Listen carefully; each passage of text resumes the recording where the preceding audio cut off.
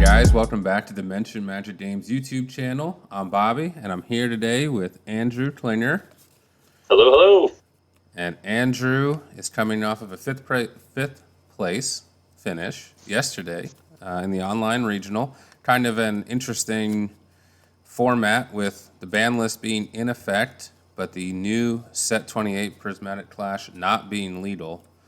So kind of a little pocket format. Yeah, we always get these like once every set. It's a little one-time meta. So yeah, the meta will only really apply for today. We'll have the new set legal moving forward, but fifth place going 6-1 on the day. So we'll go through the deck profile. Andrew can walk us through SURGEKU. I think the list is pretty similar to what you played in the Latin America versus North America challenge. Is that right? Yeah, I think all I did was really just solidify some ratios. Okay, so walk us through the list, and then we'll... Yeah. Okay, well, so here's the leader. If you don't remember from way back, it's a draw 2, discard 1 on swing, not once per turn, very important on that. And then you awaken Surge by tucking a red and a yellow card underneath it at any life. Draw 3 on tap 1. And then the backside is if you're at 5 or less life, you can remove a card from underneath it to either ignoring barrier, negate the skills on all your opponent's battle cards, which is super awesome, or gain 10k in critical for the turn. This got an errata in May of 2020, that you can only do this ability on your turn now. Otherwise, this would be even more bonkers, but that's probably the last time any of you saw SURGEKU.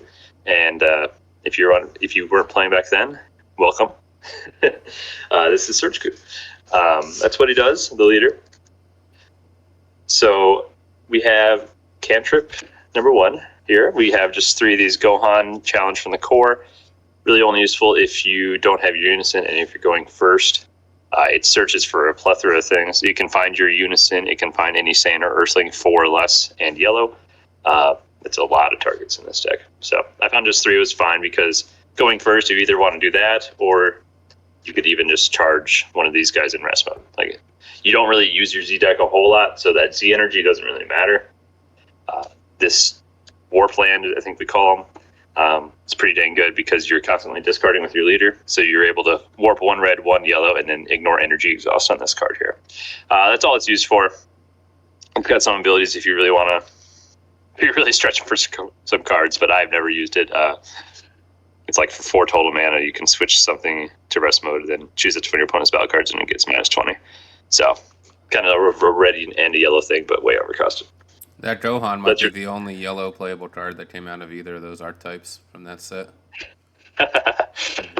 Yeah, was that Wildfire or like the Forest Fire deck? There was a Turles deck and a Gohan deck, right? I think neither of. Yeah, that's what it was. Yeah. Play.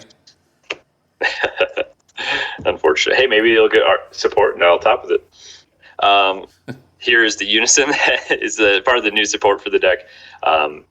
When you discard this or remove it from underneath your leader, you can pay 1 to play it with 1 marker and draw a card. So that's kind of where you just attack, draw 3. It's very good. And then it's +1. It's only going to have 2 markers on it when you pass, so it dies a lot. But its +1 is choose all your opponent's battle cards skillless or 15,000 power or less in rest mode, and it can't switch to action mode until the end of your opponent's turn. Or it has an active battle that you +0, and you get 5k for each battle card with skillless, or like each skillless battle card that your opponent has. So if you blank the board with your leader, you can then swing. You could make this double strike, and then you can do an active battle to gain a bunch. I think the most I gained on the day was 35k for that active battle one time. And I was swinging double strike. I was like, yeah, I can make this big. So that part is pretty good. I'd say you blank the board a lot more than you actually go for the 10k crit. Yeah. Next up, to get the double strike is Videl here. You can play this as long as you have 2 or more energy, and you tuck a card underneath it when you play her as part of the active main cost, and then you draw 2, and you can add up to 1 of your life, which is also very good to get down to 5, and you also gain double strike for the turn. Has barrier blocker and active main once per turn. Choose 1 of your opponent's battle cards or unisons and switch it to rest mode. So if this Chica lives there, you're always going to just tap another card down. So like when you're playing offense and they're trying to like play barrier blockers or token blockers, I mean, it's pretty much useless against this guy. So just a solid cantrip. That's why I only play 3 of the 1-drops, because I would much just rather Videl, get more fuel underneath my leader, and just a barrier blocker is always good too. And next up for the new support is this Vegeta. You need to have 3 or more energy, and this one costs a red. This one did cost a yellow, and the Unison costs any color, just one colorless. This Vegeta will give your leader dual attack, and then -10 the board, not ignoring barrier. So the ability there on the -10, I wish it was a little bit more, but because you do stay on the front side as long as possible, just to keep drawing, because you stop drawing when you awaken, you can make like a 20k battle card something to actually attack, which is kind of the lame part of the deck. You do kind of struggle to be aggressive a little bit, especially if you need to attack leader or 15k unisons or something like that. Like, it kind of be a little bit of a struggle with the leader having to combo. But if you can swing at a battle card and actually get some value out of your attack, that's good. But it basically turns your turn into, like, you draw 1 from playing this, and you draw 4 from your leader, and you discard 2. So that's 3 cards net advantage right there.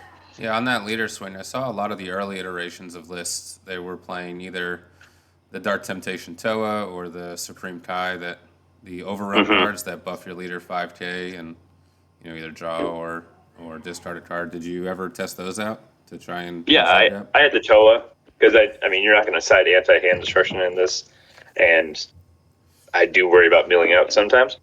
So I was on the Toa for a while, and it felt good, I'll be honest. It's just the part that I didn't like was I kind of work with my drop area with the war plans, and then also the my Goku fulfilling a promise as well. It's a little stressful to, like, know, like, okay, do I need to keep my unisons in my drop so my Goku has more impact, or am I okay to overwhelm? So I like the card. I do. If you have a different version where you're not doing those war plans or fulfilling promise Gokus, I would say go for it. Okay. Next up is our generic killing something card here. It's Prince of Destruction Vegeta. Servant, double striker, draw a card, kill a 4 or less if you have a Goku in your Z energy. We do play a lot of Gokus, so you're likely to have that. Usually sided this out for Frieza, though. I would much rather play Frieza if I could. Against Saiyan decks. So, pretty good card. Kind of your... I was just going to say, this is not like you to not have the $100 version of the card. My bad, I sold them all. You're slipping. I know, I'm sorry. Next up is another, like, these are kind of secondary options. Like, you'd much rather Videl and Vegeta almost every turn. And then these are your kind of your secondary plays. And now is like your this 17 Hellfighter Android, 17 Team of Evil. It's a good way to generate Z energy against red decks, or even just like making your leader attack worth something. After you attack with this, then you can combo with this and a card from your drop, so you can at least swing 20k on the front side one time. So yeah, he's pretty solid generic card for sure. Can't go wrong with that. Makes sense. Doesn't kill anything though. That's kind of a bummer. But now we got 1 Beast Time. These could be, you could do a 2/2. I wouldn't hate that. But this guy's super awesome in the late game. Finishing with all your, you do get a lot of bodies in play, a lot of barrier bodies too. So being able to combo those off to finish somebody or protect yourself from overextending into a Gogeta or something like that. This guy's very useful. Very, very good. Draw 2, discard 2. And then you can combo with your rest mode battle cards. And then next up is Fulfilling a Promise, as promised. We do play with real unisons instead of Z unisons, so you play this after the combo for 1, and then you can KO anything, equal to the amount of unisons in play or in your drop area. And he searches for a unison and can put it in the drop when you play him as well. So at minimum, he will always kill 1 thing if you feel like finding a unison out of your deck. But usually he's killing 2 or 3 things, because your unison dies a lot. Yeah. So when you are using those war plans, try not to warp a unison, but you might have to, because it might be your only red card in the drop. Next up, we got another Goku here. Unlimited Potential. Red staple here, -20 something, barrier blocker. Stand when you combo. Pretty awesome card here. I do play 4 of them because he's kind of like my whole strategy, is to kind of get out 1, 2, 3 of these, hopefully. And then you have this Gohan negate that's free if you have a Goku that costs 4 or more. So we have a bunch of different targets here. Well, 2. This Gohan negates the attack, pre-plays himself. He has blocker, and he switches a Goku to rest mode or to active mode. So what I like to do a lot is just swing twice with this guy on my turn, and then use like a Nimbus or something, and then on their next attack, just Gohan, stand him. Or you could block twice with this guy first, use this guy, stand him, block a third time, you know? So there's just a lot of potential for really solid defense with these two cards. Yeah, really strong. And I don't know if everybody's aware, but in a multicolor leader, you can't play the token negates. Correct. Is that right? So it gives you, that's almost like a pseudo testing. Yeah, map. this is kind of like, yeah, exactly. It's like a testing map. I have had scenarios where like they warp this guy with the Cumber or something, so I don't have a Goku anymore. So sometimes that's where this guy comes in clutch, because you can play this on defense as well. And then sure, you kill some things, like not the thing attacking though, unfortunately, but then that'll set up the Gohan negate, you know. So sometimes I had to rely on that too.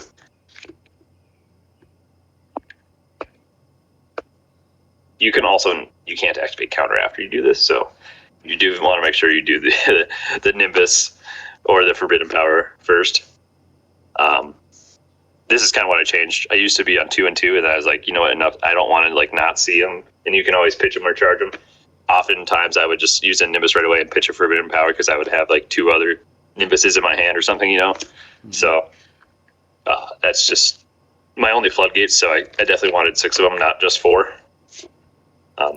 I cut the prideful transformations because my unison was always so flimsy. That makes sense.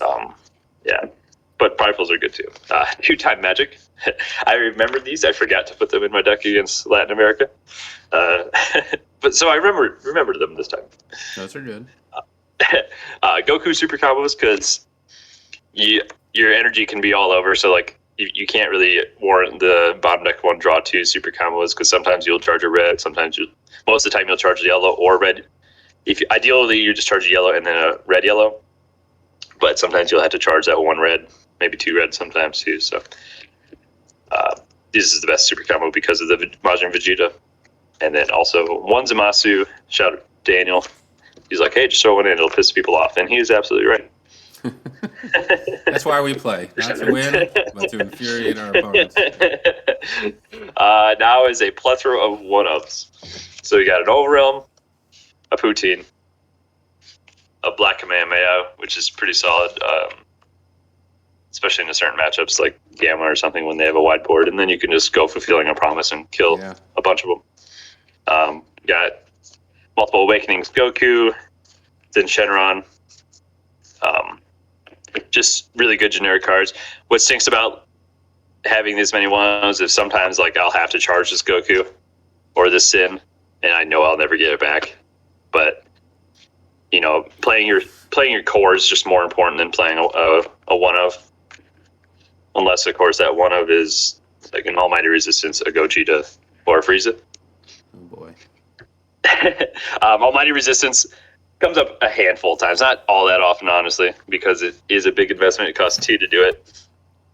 But I had one scenario where I swung first, hoping they would Nimbus me before I played Gogeta, because I had 6 energy, because you cannot counter after you use Gogeta as well.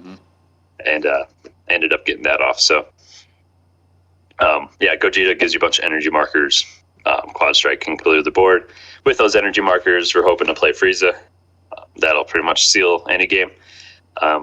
I did not do that once this weekend, though. I never found these 2 together. I definitely had games where I just had Frieza sit in my hand, though.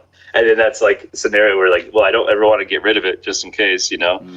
So that is kind of the challenge of running all these 1-ups. You used it all up in the Latin American challenge. I think you killed Right, yeah. Every game I did that every single time. And then today, nothing. I won 3 games with my Z deck, which is pretty ironic. What a segue. Because I just... Yeah. Oh my god. This is great. And here's the card. Here's the card I won 3 games with. Piccolo Jr. Climatic Battle. Because I play real Unison, he'll get a couple markers when he comes in. Usually it's just 2, because my Unison usually only has 2 markers. And then he'll be able to, for 1, you can swing as a 25 and then a 20. Pretty dang good for just 1 energy. Especially when you're under Nimbus or... Gohan Floodgate or Bardock Tenacious or especially like Nimbus, you know. But drew a blank there. Yeah, just good for closing out games. Another good closer is this guy here. Another Empower Unison. He can be a double strike threat. Played him a couple times. Sin is another Empower Unison. Never got him off. The 2-red is a little steep too. But I definitely thought about him, and he was there. The hardest part with Piccolo is, like, especially when you're trying to close out a game under a Nimbus, like, how much energy do you actually invest into it? Because every one energy is like 10K. That was the most thinking I had to do for him, was like, do I just put like 3 energy into this when I play it and he comes out with 5 markers? Or 2 or 1? Some tough scenarios right there. Another Goku, Vegeta, being red deck and yellow deck is pretty cool. You can play this Gogeta here. Double striker as well. Just got to have a Vegeta and a Goku in the warp, which is easy to obtain with the warp land as well. If you don't have your overwhelm, you can at least do that. Next up, we got Hei Shenron and Oolong. Hei Shenron can tap 2 things. It's pretty good that way. Oolong copy power, swing with that guy as well. Both very useful. Next up is a bunch of Z extras. So we have the red Mighty Blast. I found that to be a lot more useful than the yellow one, especially because we can already blank skills. I found myself often playing the red one because it also says draw a card, and it's more power. It's more combo as well, so just a better card overall. And next, because we play a bunch of these Gokus, I have a Goku's Kamehameha. If I have like 3 or 4 of them in play, especially the guys that can attack twice, just play this guy, give them all +5 for the turn. Yeah, that's a lot of value. Pretty strong. Yeah, definitely. 20, 30,000 power and value for just 1. Did you play it at all yesterday? I did not, because I played a lot of Black and Vegeta, like Vegetas, and I played 4 matchups where they had Cumbers. So like my Gokus didn't really live very much, but they will, you know. And then lastly, 7 Dragon Balls assembled.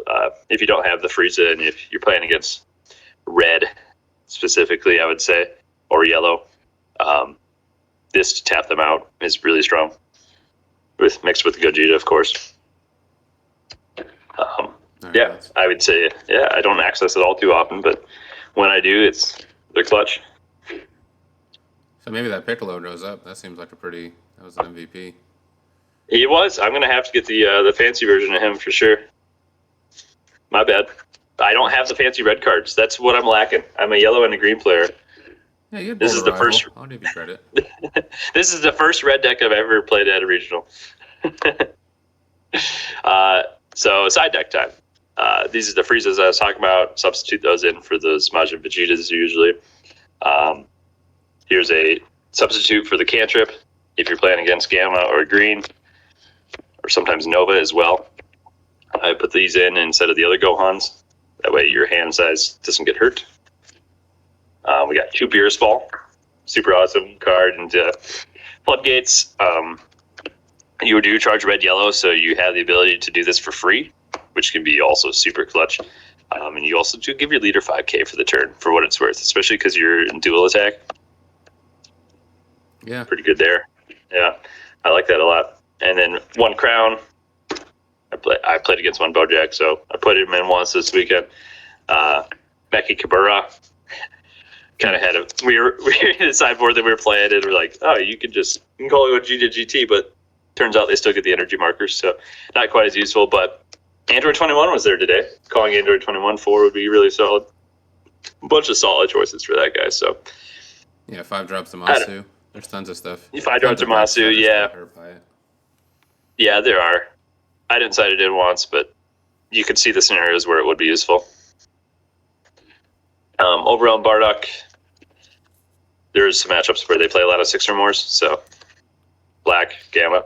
I mean, you put that in instead, and it works pretty well.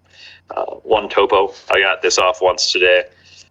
I had plenty of opportunities to do it. It was against a black deck, but I just I don't want him to super Kamehameha this, so I had to wait till I had 3 for defense, and then I Topo'd to see if it would work. It did. And then he was like, oh, I should have played Evil Saiyan first. I'm like, yeah, you should have. But I had a Nimbus to back it up anyway. If it didn't work, I was just going to Nimbus. So, you know. Yeah. Topo is stronger than Nimbus. So, Final Flash. This one is pretty tricky because if you do put this in, you can't have a red energy. like a mono red, you need to have all yellow energy. So you got to be super careful with this one. I used it for just. What was the impetus for putting that in the side? What did you? I would say like red decks with their secret rares, the triple strike, quad strikes. Mm-hmm. Like, I would do that. Even like against Gojitas probably, or like quad strike secret rares, or maybe against blue with Beast Hunt. I used it one time and it wasn't even for the negating skills. So you still get the 15k regardless, but you just don't get to negate skills on something if you have a red, because I did have a red. And then lastly is a Koitsukai, Tapion, and what have you. Apparently there's some gunk in there. So the one card I would ask you about, which isn't present in the entire list, that I think when the deck got support initially was, they were saying, man, you could play Nimbus and Explosive Dance, two of the best floodgates, and you don't have Dance anywhere in there. Is that just a choice, or what was the? Yeah, so I did it originally. I had a couple, and then it's just kind of hard to set up the Z extra and then also Dance. That's 2 energy investment where I could just do a Nimbus for 1. Mm-hmm. And Dance sometimes sucks. Yep. Or Nimbus is always going to get what you want out of it. And yeah, they'll just play unisons and stuff and work around it, but you have a bunch of barrier blockers too for that scenario. So yeah, I just think it was just too much of an investment for not always. I would rather play 17s or Beast Hans as that slot for the mono red cards. Okay, yeah, that makes sense. All right, so you got your matchups. You played 7 rounds. Mm-hmm. Give the people the meta. Yeah. So first round was a bye. He couldn't get his camera figured out. So that's what that was. Maybe if it wasn't a bye, I would have gotten 4th. And then like after that, I'm a little, can't quite remember the order of things, but I did play against 2 red Vegetas. That was my one loss, was in time.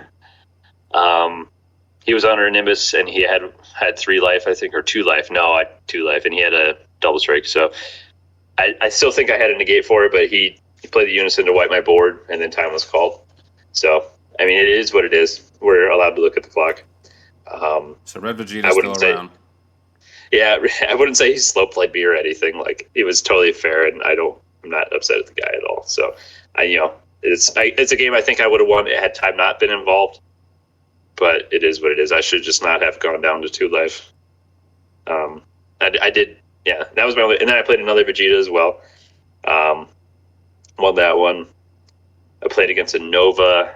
Poutine was just the MVP in that matchup because every time he wants to play that 4-drop, it's going to come out in rest mode. Thanks for that, and then Time Magic on the 8-drop makes their turns kind of lackluster. That must have been easier without Hayes. Yeah, I didn't have to think about it, Yeah. I just played my game as is and didn't worry about it at all. And he did a lot of tenacious floodgates on me, which really stunk because if I swing with my UI Goku first, well, I don't want to sack that off, but I also wanted to draw with my leader too. So after the first one, I was like, okay, we're never swinging with that one again. We'll swing with a different battle card first, Mm-hmm. And I was assuming he would just fly Nimbus and that would be it. So good on him. But we got that match and then played good against Golden Cooler. That one was a close one. He just kept on playing 8-drop after 8-drop after 8-drop on me because this deck kind of does struggle with pressure a little bit. So he was allowed to do that, I guess. And I just kept on drawing with my leader then, and we just played a really long game, and I kept his board stunned. And at one point, he had 3 8-drops out there, all in rest mode. That's when I got the 35k, because eventually I was like, okay, we'll go double strike, put 0 on the unison after we blanked the whole board with my leader, gain 35k. I was like, yeah, this will hurt. And then, and then we got revenge on Latin American Panzino. He's from Florida though, so but I could, he's got Latin American descent. That's what I lost to in the LatAm. NA one was Panzino, and once again they just had like a huge hand, just able to keep floodgating and eventually buy time to overcome that. Mm-hmm. And then we also played against a blue Bojack, which also was a very close match. He ended up turning the tide to me, which I think was, if it paid off, it would have been great because I don't draw when I'm awakened, and I would have just been 1 card a turn for the rest of the game. But we have Z deck, we have other things, so it's still a little risky. and I just had enough barrier blockers out there that Tide didn't really seal the deal. So, yeah, that was an interesting matchup for sure. Yeah, you could play Jaren in the side. You're I gonna well, you get there, right? I mean, you could play a long enough game. you could, but I also think like because I have so many barrier blockers and he's playing blue, like Yeah, just let them I bait mean I themselves don't. into it. Yeah, like if I can just block twice or three times, with my unison, my battle cards, like I guess you could tide me, but I'm still gonna have a board and a Z deck, so and you'll also have nothing in your hand. So it's quite an interesting concept for Yeah, sure. it's not what it once was. Yeah, not against me at least. So I would say the overall arcing theme of this deck is I think the ability to negate your skills on all your opponent's battle cards is insanely strong. I love the cute synergies between the red and the yellow Gokus with the yellow Gohan negate. I love the Z extra boosting them all up. I just think the synergies between the two different colors is what makes this deck a lot of fun. And I think the leader is pretty solid. I don't think it's like the best yellow deck out there, but I think it's a pretty solid choice for sure. It can give some fits to some decks. Worth sticking with it through the next set, or is there something on the horizon that you're looking to pick up? Yeah, I don't know. I think that there's some good new, like it seems like all the new decks are pretty strong, and I think they'll just kind of mesh right into the meta. So I think you could still probably get away with playing this just fine, but I don't know. We'll see after some more testing. I'm not quite sure yet, but we'll find out come Dallas 2 weeks. Yep. Hopefully, we'll have some content with the new decks coming up for you guys. And Andrew, congrats again on 5th place, and we'll catch you on the Thanks. next one. Thanks, guys. Thanks, guys.